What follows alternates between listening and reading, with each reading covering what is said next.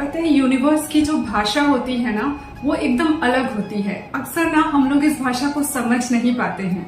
जो लोग spiritual realm में काम करते हैं यानी स्पिरिचुअलिटी को लेकर के काम करते हैं, एंजल नंबर्स पर काम करते हैं, सिंक्रोनिसिटीज पर काम करते हैं, चक्रास पर काम करते हैं, वो लोग इस भाषा को समझ पाते हैं। साधारण लोग जो स्पिरिचुअलिटी को लेकर के काम नहीं करते हैं ना, वो यूनिवर्स के इशारे को समझ नहीं पाते। एक छोटा सा एग्जांपल लेते हैं।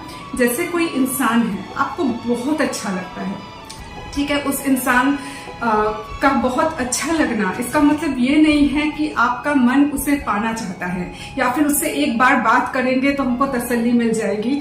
इस तरह की फीलिंग जो भीतर आती है ना, उसके लिए एक्चुअली यूनिवर्स ना उसके जरिए आपको कुछ अलग ही बात बताना चाहता है।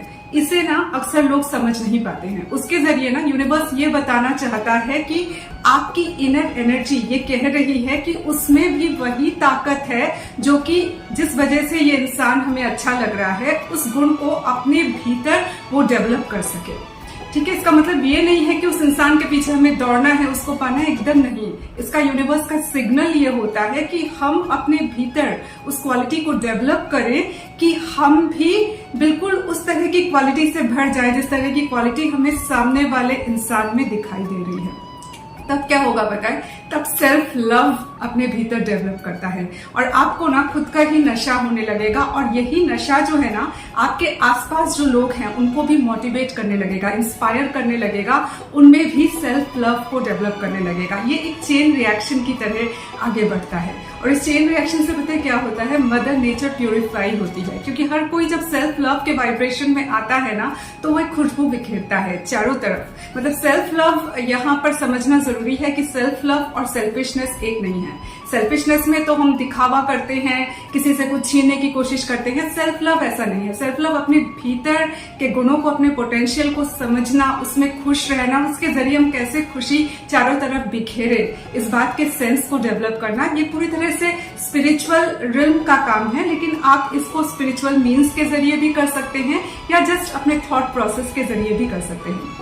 ये भी ना नेचर की सेवा है। लव फॉर इन्वायरमेंट और लव फॉर नेचर, इसे आप कह सकते हैं।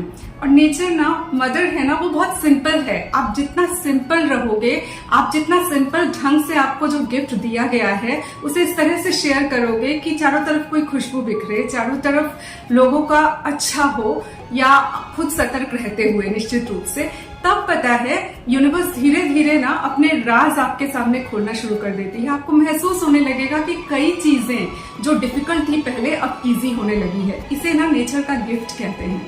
लेकिन इंसान जो है ना, दिखावे में इतना पड़ जाता है, उसके पास जो है उसको लेकर के दिखाना, शो ऑफ करना, इन सब में इतना पड़ जाता है ना, इतना जटिल हो जाता है कि मदर नेचर और मदर यूनिवर्स दोनों से दूर हो जाता है।